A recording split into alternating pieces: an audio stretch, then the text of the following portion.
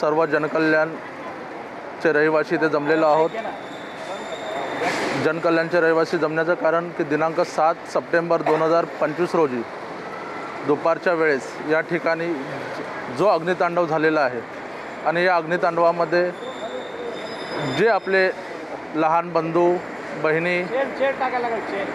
यांचं अपघाती निधन झालेलं आहे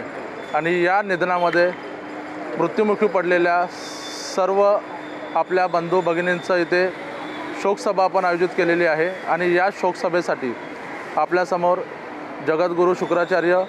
श्री कृष्णदेवानंदजी महाराज इथे उपस्थित आहेत आणि त्यांच्यासोबत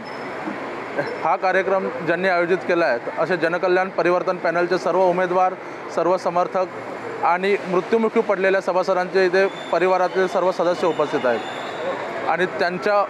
उपस्थितीत आज आपण हा शोकसभा त्यांना श्रद्धांजली अर्पण करणार आहोत। असा जो 7 तारखेचा दिवस होता हा काळा दिवस म्हणून आपण या जनकल्याणच्या रहिवाशांनी पाळण्यात येणार आहे आणि असा परत काळा दिवस या जनकल्याणच्या रहिवाशांच्या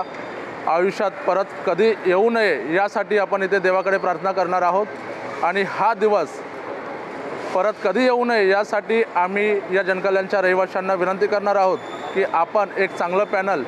एक चांगली कमिटी इथे निवडून देऊन आपल्या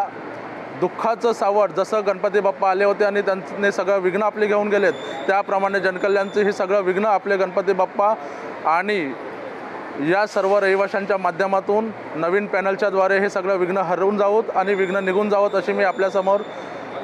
प्रार्थना करतो आणि आपण सर्व मिळून ह्या मृत पावलेल्या लोकांना 2 मिनिटं सर्वांनी श्रद्धांजली अर्पण करूया।